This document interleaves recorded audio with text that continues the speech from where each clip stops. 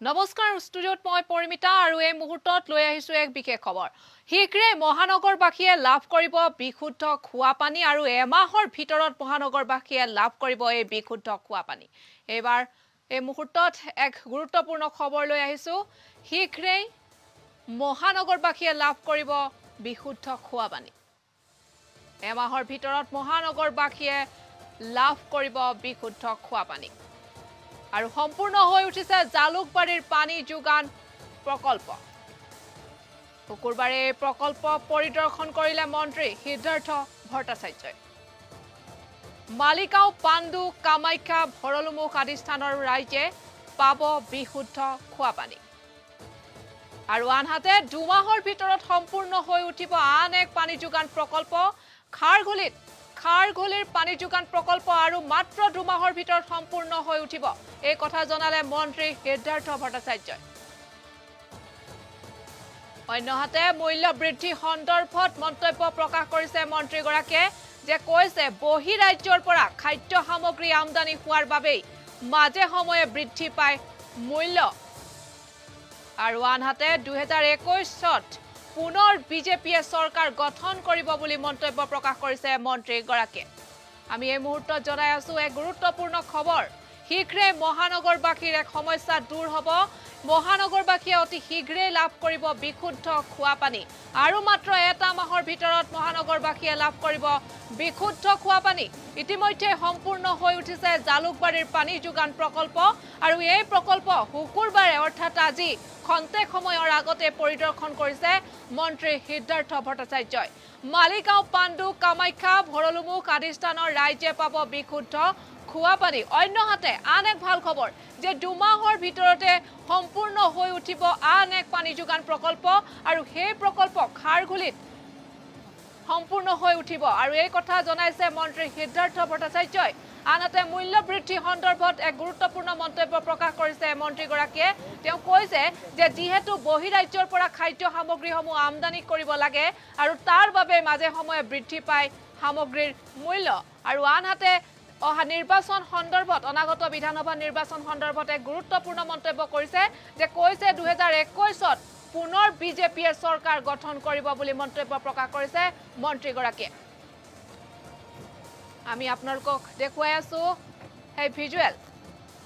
মন্ত্ৰী সিদ্ধাৰ্থ ভট্টাচাৰ্য খন্তেক সময়ৰ পূৰ্বে উপস্থিত হৈছে জালুকবাৰীৰ পানী যোগান প্ৰকল্পত। আৰু এই প্ৰকল্পই অতি শীঘ্ৰেই এক সমস্যা দূৰ কৰিব মহানগৰবাসীৰ, কিয়নো এমাহৰ ভিতৰত মহানগৰবাসীয়ে লাভ কৰিব বিশুদ্ধ খোৱা পানী।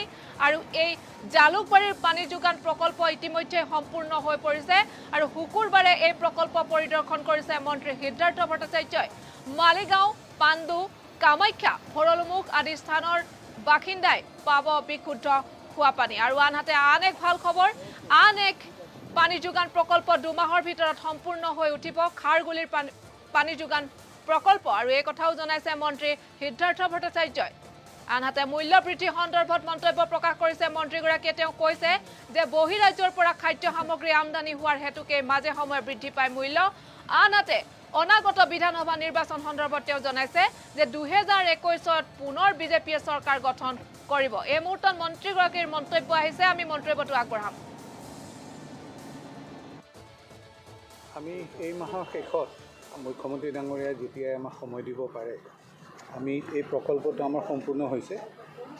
আমি ইয়াৰ পৰা কামাখ্যাৰ যিকেইটা ৰিজাৰ্ভাৰ আছে তালৈকে পানী ভৰাব পাৰিছোঁ। আৰু ইয়াতে যিখিনি কেপাচিটি আছে 2025 চনলৈকে প্ৰয়োজনীয় কেপাচিটি আছে। কিন্তু বৰ্তমানে আমাক যিখিনি পানী ইয়াত লাগিব, সেই পানীখিনিৰ ওপৰঞ্চি পানীখিনি আমি খাৰঘুলিলৈ লৈ গৈছোঁ। খাৰঘুলিলৈ লৈ গৈ তাৰ পৰা আমি বাকীখিনি যিটো হেৰি আছে, আমাৰ ইয়াত 3টা প্ৰকল্প আছিল। 3টা প্ৰকল্পৰ এই প্ৰকল্পটো সৰ্ববৃহৎ আছিল। এই প্ৰকল্পটো আমি এই মাহৰ ভিতৰতে আমি সম্পূৰ্ণ কৰি উদ্বোধন কৰা। এইটো কৰিলে আপোনাৰ গুৱাহাটীৰ পাণ্ডু, মালিগাঁও, তাৰপিছত আপোনাৰ সিপিনে কামাখ্যাৰ পিছত আপোনাৰ ভৰলুমুখৰ সেইখিনিলৈকে পাব। ইয়াতে যিটো পানী এটা আমি ইয়াত মানে বিশুদ্ধিকৰণ কৰিম, সেই পানীটো মই কৈছোঁৱে যে আমাৰ প্ৰয়োজনতকৈ বেছি পানী ইয়াত এতিয়া হৈ আছে। 2025 চনত আমাক যিখিনি পানী লাগিব বুলি আমি এটা পৰিকল্পনা কৰিছোঁ, এতিয়া 2021 চনত সেই পানীখিনি আমাক নালাগে। গতিকে এই পানীখিনি আমি বৰ্তমানে খাৰঘুলিলৈকে লৈ গৈছোঁ। খাৰঘুলিৰ পৰা খাৰঘুলিৰ ওপৰত আপুনি মনত আছে চাগে মুখ্যমন্ত্ৰী এদিন গৈছিলে, তাত আমি যিটো ৰিজাৰ্ভাৰ আছে সেই ৰিজাৰ্ভাৰটোত আমি ফুল কৰি আমি পৰৱৰ্তী সময়ত সেই পানীখিনি অন্যখিনিতো দিম, তাতো কাম চলি আছে। এই মাহৰ ভিতৰত এই প্ৰকল্পটো শেষ হ'ব আৰু এমাহ বা আৰু 45 দিনৰ ভিতৰত সিটো প্ৰকল্প মানে গুৱাহাটী চেণ্ট্ৰেল যিটো, এইটো হৈছে গুৱাহাটী ৱেষ্ট। গুৱাহাটী চেণ্ট্ৰেল যিটো আছে, গুৱাহাটী চেণ্ট্ৰেলটো আমি খুব কম সময়ৰ ভিতৰত এমাহ বা 2 মাহৰ ভিতৰতে সেই প্ৰকল্প এতিয়া আমি মানুহৰ ঘৰে ঘৰে পানী যোগানৰ ব্যৱস্থাটো আৰম্ভ কৰিছোঁ আৰু দিয়া আৰম্ভ কৰিছোঁ। সম্পূৰ্ণ খুব কম সময়ৰ ভিতৰতে হ'ব আৰু হ'লে তেতিয়া আমি তাত পানী দিয়া আৰম্ভ কৰিম। বছৰৰ কেইটামান মাহত কিছু বস্তুৰ অভাৱ হয়, যেনেকৈ ধৰি লওক আজি যদি বিলাহী, মানে উদাহৰণ হিচাপে কৈছোঁ, বিলাহী ধৰি লওক খেতি হয় ফেব্ৰুৱাৰী মাহলৈকে, আজি এতিয়া অক্টোবৰ মাহৰ পিছত আকৌ সেই হেৰিটো হ'ব। ঠিক পিঁয়াজৰ যিটো এটা নাটনি হয়, এইটো আপুনি যদি মনত কৰে তেতিয়া যোৱা বছৰ হৈছিল, তাৰ আগৰ বছৰটো হৈছিল, এইখিনি সময়ত এটা নাটনি হয়। কিন্তু নাটনিৰ সুযোগ লৈ যিখিনি অসাধু ব্যৱসায়ীয়ে অত্যাধিক মূল্যত সামগ্ৰী তেখেতসকলে তেখেতসকলে মজুতকৰণ কৰিছে আৰু মজুতকৰণ কৰি বজাৰত এটা কৃত্ৰিম এটা স্কেয়াৰচিটি ডেভেলপ কৰি তেখেতসকলে মূল্য বৃদ্ধি কৰিছে। চৰকাৰে সেই পদক্ষেপ লৈছে যে যাতে তেওঁলোকে সেইটো কৰিব নোৱাৰে, প্ৰথম 1 নম্বৰ। 2 নম্বৰ হৈছে যিহেতু বৰ্তমানে আমাৰ ইয়াত এতিয়াও খেতিৰ পৰা পিঁয়াজখিনি আমি এতিয়াও মানে শস্য চপাব পৰা নাই, গতিকে বাহিৰৰ পৰা পিঁয়াজ আনি আমাৰ যিখিনি প্ৰয়োজন সেই প্ৰয়োজনখিনি মূল্যবৃদ্ধি হ্ৰাস কৰিবলৈ এই বস্তু অনাৰো এটা ব্যৱস্থা কৰিছে।